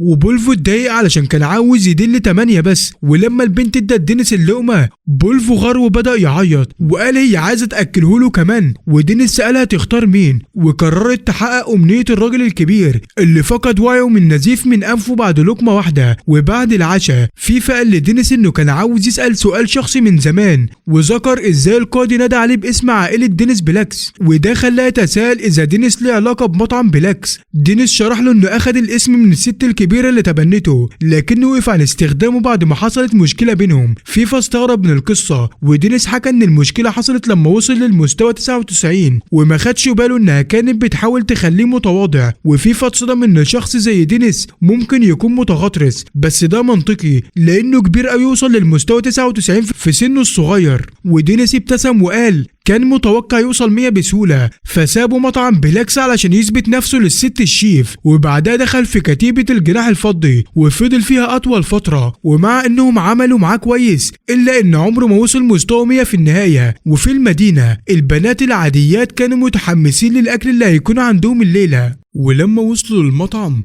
لقوا اعلان مكتوب عليه انه مقفول لاسباب شخصيه، وفرحتهم راحت على طول. وفجاه 2 بلطجيه دفعوا واحده من البنات بعنف، ولما صديقتها حاولت تتدخل هددها بسكين ومشي. البنت الشقراء لما شافت انهم عاوزين يتخانقوا استدعت كوس سحري واطلقت سهم في المكان الصح علشان تاذيه، وصديقتها استخدمت سحرها تعاقب التاني. البنات ضحكوا بعد ما انتقموا وشافوا الجمهور متجمع بره المطعم بسبب حريق. في نفس الوقت دينيس كان تعبان من كتر الشرب، وهنريتا قالت انها عايزه تعمل حفلات زي دي على قد ما تقدر من دلوقتي. بس الجو بقى جد لما 8 وقفت وشافت حريق بعيد جنب المطعم، ودينيس اتلخبط وفيفا تساءلت اذا كان نار للشواء او حاجه تانية. ولما الحقيقه ظهرت جري باقصى سرعه وهو بيدعي انه مش زي ما توقع، بس الواقع كان قاسي. الكل اتجمد من الرعب لما شافوا المكان اللي كل حاجه فيه بدأت تولع بالنار وتتخرب.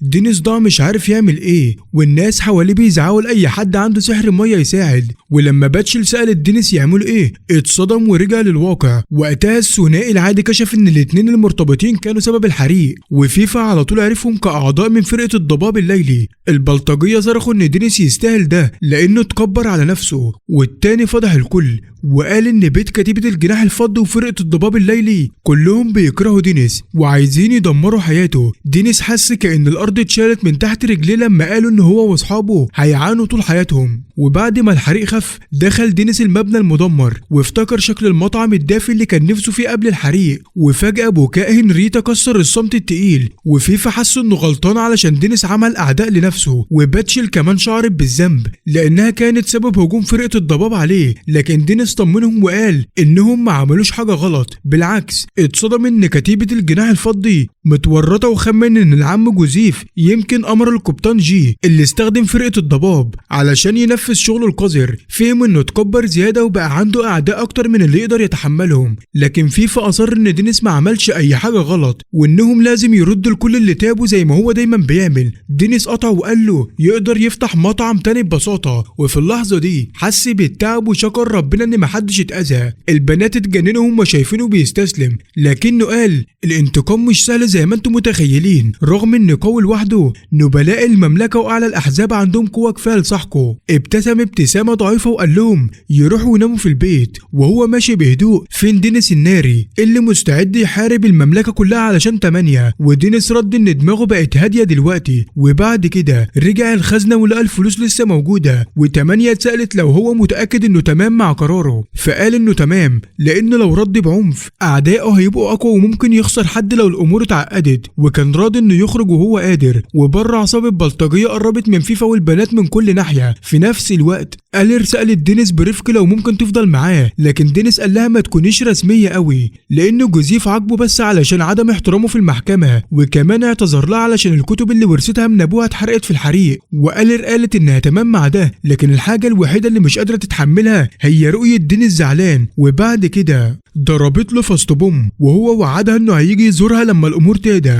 وبره فيفا والبنات اتلخبطوا من الناس اللي اتجمعت، ولما دينيس خرج مع إيلير الكل بصله بجديه. باقي قال مش هيسيبوه يهرب في الضلمه، وهنريتا ناديته جبان كامل. ولما سالهم ليه، فيفا شرح ان دينيس شخص ما بيقدرش يشوف حد يتاذي، لكن لما جه دوره ما بيهتمش لو اتاذى. الولد ساله اذا لسه مش فاهمين الناس اتجمعت علشانه ليه. التلاته صرخوا ان كل الناس مهتمه بيه، لما هو بيبقى زعلان او متاذي هما كمان بيحسوا بالحزن والالم. وفيفا ذكروا انهم كلهم منبوذين زيه ومستعدين يترفضوا تاني لو احتاجوا، لكنه قال ان الوقت ده مش الوقت، لان في ناس كتير عايزاه يفضل ومستعدين يعملوا اي حاجه علشان يخلوه في المدينه. البنات قالوا له انه ينتمي للمكان ومحدش يقدر يطرده طالما هما معاه. وفي اللحظه اللي مش متوقعه بولفو كمان ظهر وقال محدش يجرؤ يأذي البنت ويخرج منها. البنات العاديات كمان انضموا، والرجاله اللي في الدروع الخضراء اللي هو بالتاكيد مش فاكرهم كمان ظهروا يساندوه. والبنات قالوا لدينيس ان الوقت جه يبطل تصرفات البطل الوحيد ويقاتل معاهم. وفيفا شدد عليه يثبت على اللي بيحبه اكتر حاجه. كل ده خلى دينيس يحس بالحرج، لانه دايما كان بيقول للناس يتمسكوا باللي عندهم غالي، ودلوقتي هو نفسه بيتلقى الكلام ده وهو على وشك يتخلى عن حلمه. وفي اللحظه دي إيلير شدت قميصه، ولما شاف نظره عيونها رمى الشنطه واستعد يعطي كل قوته. الكل سقف لما شافوه متحمس وقالوا انه مش عاوز يظهر كجبان بعد كل ده، وده احرج هنريتا، بس الكلام ده علشان تحمسه. وبسرعه غيرت الموضوع لتحديد اسم فريقهم، وباتشي وافقت ده هيخليهم يبانوا رسميين، و8 اقترحت يسموه مطعم المنبوذين. ودينيس حس ان الاسم شويه قوي بس لاقي انه مناسب ليهم. وبعد كده فيفا طلب من قائد مطعم المنبوذين كلمه. دينيس اعلن ان فريقه واهل المدينه هيسحقوا اعدائهم وهيعملوا كل حاجه علشان العداله تتحقق ضد الاشرار اللي حرقوا حلمه. وبعد كده فيفا سأله خطته بالظبط، وده حير دينيس. وفجأة كاتي نادت اسمه، بس لحظة انها اتأخرت جذبتها على جنب تعتذر باسمه، لكنه قال لها مش غلطتها. قبل ساعات قليلة كاتي قالت له ازاي القبطان جي سأل راجل ملثم اذا بلغ فرقة الضباب بالخطة، والراجل سأل اذا كان متأكد من فكرة حرق المطعم. القبطان وضح انه بس بلغهم بالحالة وده كان اختيارهم بالكامل. ولما الراجل حاول يجادل القبطان سأله اذا عنده مشكلة، وكاتي ركضت تحذره قبل ما يحصل اي حاجة. ودينيس قال لها ما تقلقيش، وسألها عن خطط جيل جاية لانه لازم يوقفه. وكاتي قالت انها كمان جزء من الخطأ لانها سابت جي يعمل اللي هو عايزه، وانحنت تعتذر لانها لسه نائبة القبطان وما تقدرش تساعد ضد حزبها. مشيت بعد كده ودينيس قال انه كان طالب كتير لانها ضحية زيهم. وكاتي قالت انها هتتكلم مع نفسها وكشفت له السر. الصبح فريق المنبوذين طلع بالعربيات، ودينيس صدم فريقه بخبر ان الشيف الكبير بمطعم بلاكس وابوه بالتبني جيم بلاكس مستوى 100. التلاتة على طول فكروا انه معلمهم ممكن يكون وحش متخفف زي شيف، وده خلاهم يقلقوا من التخيلات الغريبة. وباتشي لسه في صدمة وقالت ان الوصول للمستوى 100 مش هزار. وفيفا شرح ان المستوى 60 هو الحد الطبيعي للناس العاديين، وقليلين بس يوصلوا 80، ونادرين يوصلوا فوق ال90 بعد تدريب طول حياتهم. واللي يوصلوا مستوى 100 فعليا بيبقوا في كتب التاريخ. الولد سأل اذا هو فاهم ده، ودينيس قال اللي مش فاهمه ليه متحمس كده. فيفا كمل وقال افضل حاجة في المستوى 100 انه بيخلي معلمته في نفس مستوى الملوك، وسأل اذا فهم قد ايه ده كبير. دينيس استغرب يشوف الولد مبسوط بعد مدة طويلة وقال له يهدى، لانه رغم انه موافق على الكلام معلمته وصلت للمستوى ده بس من خلال مهارات الطبخ، وعشان كده هي اضعف في القتال مقارنة بيه. ومع ذلك هو متأكد مفيش حد احسن منها في المطبخ، وعندها علاقات كتيرة مع ناس قوية في العاصمة، وعشان كده مفيش حد احسن منها يقدر يساعده. بس فيفا تساءل اذا هي هتساعدهم اصلا، وباتشي اللي اتمنى انها ما تقفلش الباب في وشهم. ودينيس أكد إن ده ممكن يحصل. وفي المدينة الكل لابس جلابيات بيضة علشان يخفي هويتهم، وبيمشي على حسب خطة دينيس وهو قابل الشخص الخاص. وفي فرح عند حلاق وطلب منه خدمة بأدب، والحلاقة اتأثرت بسحره ووافقت بسعادة، ولما ابتسم لها وشها احمر زي شوربة طماطم سخنة. في نفس الوقت باتشي قررت لفريقها إن المهمة تتواصل مع كل ساحر وحكيم مشهور في العاصمة. البنات الساحرات كانوا متسائلين إذا المستهدفين هيسمعوا لأي حد زيهم، وباتشي طمنتهم وقالت هيستمتعوا لو البنات اتكلموا زي ما خططوا وحمستهم. في نفس الوقت هنريتا راحت عند ستيبيتش وحدثته عن الموقف المحزن، وسألت لو ما ينفعش يحاربوا قانونيا بما ان المجرمين تحت الحجز بالفعل. المحامي وضح ان حتى لو حاولوا فرقة الجناح الفضي والنبلاء المتورطين هيخلوها صعب عليهم حتى لو اتسجن قائد فرقة الضباب الليلي. بس هنرتا كانت متوقعة الإجابة دي وقالت له إن فريقها عنده خطة جاهزة، وده خلى المحامي مهتم جدا يسمع منها التفاصيل. وفي مكان تاني قريب مجموعة عمال كانوا شايلين صناديق من العربيات واحدة واحدة، بس بافو قال للرجالة إنهم مش هيخلصوا قبل الغروب لو ما كملوش كده، وطلب منهم يحطوا شوية جهد. وسمعوا ده 2 من رجاله فكروا في الشائعة ان المدير الغريب بيزعق على الرجاله ويخليهم يشتغلوا جامد لدرجة انهم يتحولوا يوما ما لتجار شاطرين عندهم شخصية غريبة زيه. باله خاف من المكسلين، وبعد كده لاحظ ان 8 قاعدة بتبص على واحدة من صناديقه، ولما سألها ايه اللي شد انتباهها سألته عن الحاجة الغريبة الشكل، فشرح لها انه جهاز بيخلي صوت اللي بيستخدمه عالي،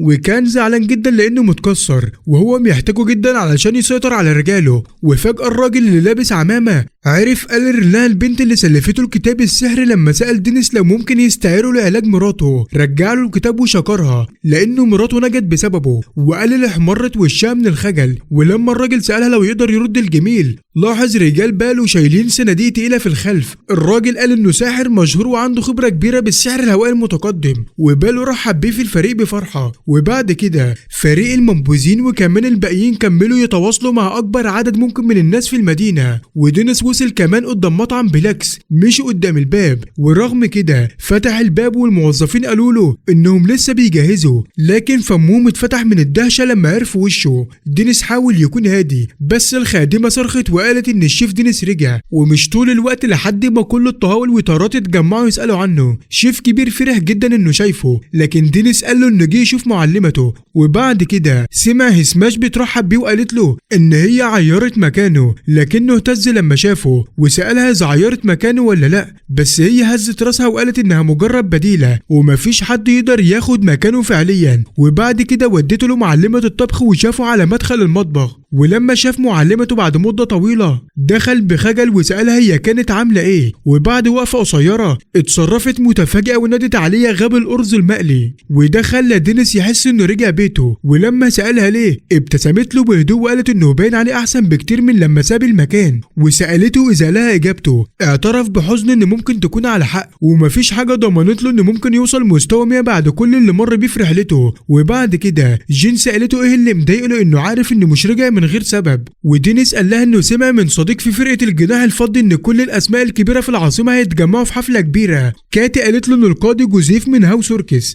القبطان هوبر من فرقة الضباب الليلي، واخيرا القبطان جي من فرقة الجناح الفضي هيكونوا كلهم في الحفلة. وبعد كده قالت له انها بتأمل انه فاهم وسابت الباقي ليه، وبعدها كل واحد مشي في طريقه. معلمته فورا عرفت ان دي قائمة بأكبر مسير المشاكل، ودينيس قال لها انه مش عارف هما مخططين ايه، لكنه عارف ان مفيش وقت احسن للهجوم من لما كلهم يكونوا في غرفة واحدة. جين سألته عايزها تعمل ايه، وهو طلب بس تاريخه ومكان العشاء الكبير لان ده لازم يكون سهل على شيف مشهور عنده علاقات عالية. وجين سألته عن خطته لانها مش هتقدر تسمح له يخرب عشاء هو وشيف، لكنه ماسك باحكام الصور اللي بيمثل اللي هو بيحبه. اعلن انه لازم يعمل اسوأ حاجة ممكن يعملها الطباخ. جين مستغربة من اول حاجة تسمعها منه بعد مدة طويلة انها حاجة جريئة كده، ودينيس اقسم ان مش مخطط ده بجد. وبعدين هي شرحت له انها دايما كانت فاكرة ان الولد اللي بيحمس نفسه علشان يساعد غيره بس بيستسلم اول ما يواجه مشكلة لنفسه، فسألته ايه اللي خلاه ياخد اجراءات جذرية كده. ولما سمع الكلام ده فكر في كلمات هنرتا وفيفا وباتشل وكل الناس في المدينة. ودينيس قال لمعلمته انه بيعمل ده كله علشان الناس بتحب طبخه ومطعم احلامه، وده خلى جين تبتسم وقالت له انه اتعلم شوية حاجات في رحلته. ودينيس رد انه لسه قدامه طريق طويل. معلمته وافقت تعطيه اللي هو عايزه بس لو سمع كويس، وذكرته انها رغم انها علمته كل حاجة محتاج يعرفها في العالم وكل تقنيات الطبخ. وفي حاجة واحدة ما كانتش قالتها له طول الوقت. دينيس سأل بفضول ايه وكشفت له السر، وده كان السر ورا الوصول لمستوى 100. وبعد كده دينيس خرج وبرضه خدش راسه من الإحراج لأن السر ده كان هيخلي حياته أسهل بكتير. وفي الليل هيسماش سلمته معلومات عن الاجتماع اللي معلمته بعتته له، وقال لهم وقت التحرك جه. في مقر الجناح الفضي كاتي سألت القبطان جي رايح فين، وقال لها انه عنده شغل مهم كقبطان. هي عملت انها مش عارفة حاجة وتمنت له حظ سعيد سعيد، وفي طريقه للاجتماع جي فكر ان المكان اللي رايحه مضيعة للوقت، لكنه عارف انه هيساعده يوصل لهدفه. وبعدين فكر في الماضي لما كان ولد فقير بيشتغل كل يوم في المزارع، والوحيد معاه وقتها كان اخوه المريض. زوج من الفلاحين حسوا بالشفقة على الولاد اللي فقدوا ابوهم من المرض، وامهم سابتهم واتجوزت راجل تاني. وبعد الشغل الست الطيبة اللي كانت ملكة المزرعة شكرت جي على مجهوده بسلة فواكه. هو كان بيكسب قليل جدا وكان لازم يعطي اغلب اكل اخوه، ولاحظت ان المعزقة قديمة وعرضت تشتري له واحدة جديدة. وبعد ما مشيت جي اعترف لنفسه انه سعيد ان عنده اخوه المريض، وبعدين ابتسم ابتسامة شريرة لانه كان سهل يخدع الاغنياء علشان يكونوا كريمين. في نفس اليوم ابن الست كان عنده مشكلة مع كلبه اللي كان دايما بينبح على جي بغضب. الست تساءلت ليه بينبح بس عليه، وده زعل جي جدا فضرب الكلب لحد ما مات. الام والابن اتصدموا جدا لما لقوا جثة الكلب الصبح، وجي كان بيراقب الولد وهو بيعيط من بعيد، وافتكر اخوه الصغير حاول يمنعه لكنه غضب لان الكلب اتاكل اكل افضل منهم وضربه الضربة الاخيرة. اخوه فضل ساكت رغم انه عاوز يعيط، وفجأة الخادم جري وقال للست انه لقى المعزقة مليانة دم في الفرن. الست سألت جي اذا استخدمها، وهو كذب وقال لها انه نسيها هناك، واتصرف متفاجئ ان حد استخدمها للقتل. بس الراجل لاحظ بقعة دم صغيرة على قميص اخوه. الراجل الكبير مسك اخوه واتهمه بالجريمة، وجي ركله في ظهره واعترف ان هو اللي عملها فعليا. الست قررت انه محتاج عقاب. في نفس الليلة اخوه كان مستني في السرير، وجي رجع وظهر على ظهره جروح، وشاف رد فعل اخوه وانزعج. اليوم اللي بعده حرق القصر كله. الكل كان واقف من بره مصدوم، وهو اتفاخر لاخوه انه سرق كل حاجة ودلوقتي بقى زيهم فقرا، لكنه لسه مش راضي، لكنه كان عاوز يحقق اهداف اكبر. ولما قال لاخوه يجي معاه، الولد الخايف كان اختفى. من اليوم ده كان بيتمرن بالسيف كل يوم وليلة، وحتى في الطقس الصعب وايديه اتصلبت ودمها نازل. وبعد كده تحدى عصابة بلطجية سخروا منه انه يقدر عليهم بعصا صغيرة، لكن ندموا بسرعة بعد ما دمرهم في دقايق قليلة. وبعدين جي سرق كل معداتهم، وبعد مدة انضم لفرقة السن الفضي، وهناك القبطان جاديوس مدحه وقال انه متوقع حاجات كبيرة من المجند اللي مستواه 80 زيه. وفي اول مهمة ادهش اعضاء الفرقة لما غلب الوحش الخامس ورا بعضه كله لوحده، وقال للباقيين يكملوا هو هيتصرف مع الباقي. وبعدين القبطان اخده على جنب وسأله ليه دايما بيقاتل لوحده لما كان ممكن يساعدوه الباقيين، وجي رد انه اسهل له يعمل كل حاجة لوحده. والقبطان فهم انه هدفه يوصل مستوى 100 كمان، واداله نصيحة وقال له ان الفرق مش معمولة للتطوير. في اللحظة دي جي ابتسم في سره، وفجأة تنين ضخم ظهر وراه وخلى جاديوس يعرف انهم دخلوا منطقة التنانين. بس جاديوس ما كانش خايف لان التنين ده من النوع السلمي، لكن جي فجأة رمى خنجر في عينه وجري بعيد. والقبطان سأل ليه عمل كده، وخلى الراجل يتحول لأكل التنين. وفي مقر فرقة السن الفضي أعضاء الفرقة ما صدقوش إن قائدهم مات قدام تنين كافي بسيط، وقالوا لجي إنه ياخد مكانه كقائد جديد لأنه الأقوى بينهم، وزي ما كان مخطط.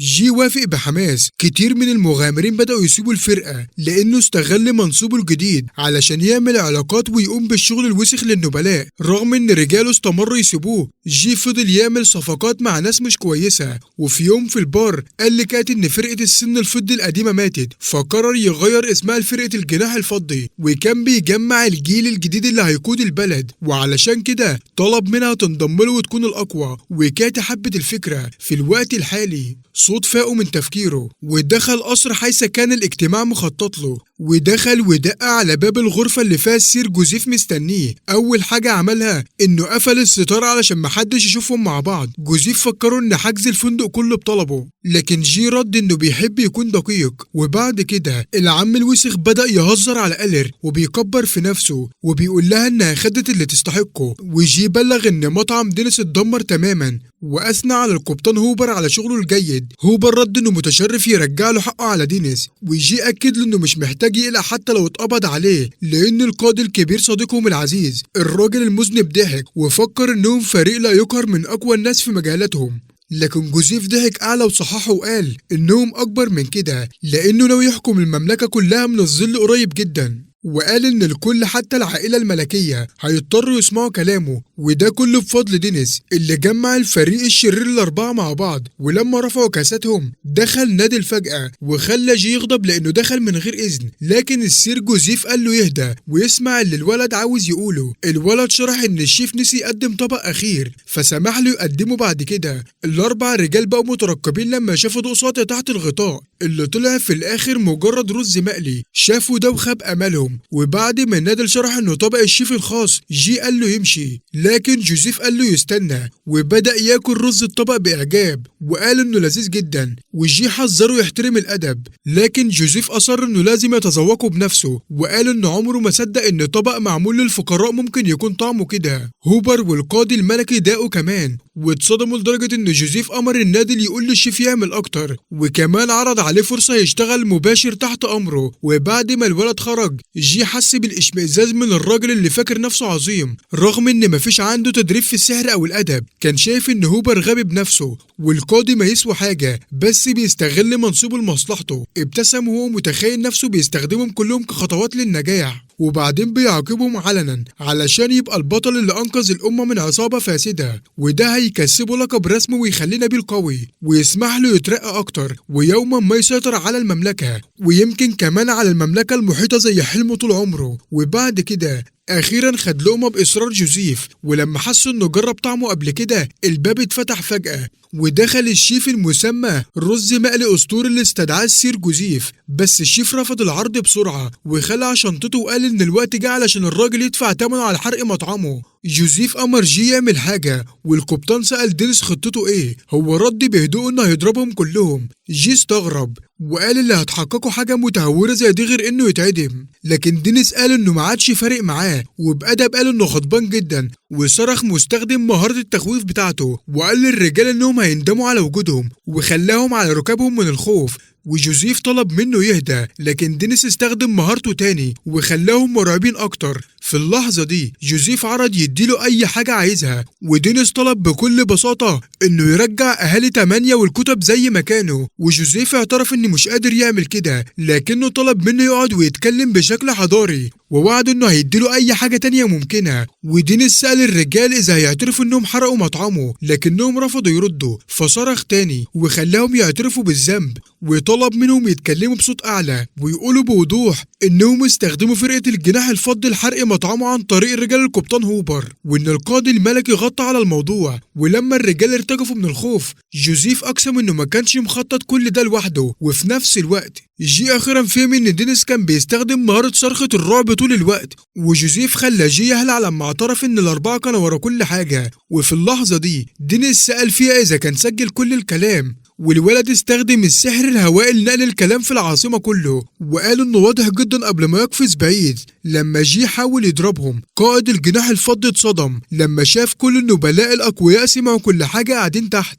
ودينيس رحب بجي في مطعمه المؤقت بابتسامة كبيرة. وبكده تكون انتهت حكايتنا النهاردة. فقبل ما ننهي قصتنا لا تنسى الصلاة على الرسول صلى الله عليه وسلم، ولا تنسى اللايك والشير والكومنت. أشوف وشكم على خير.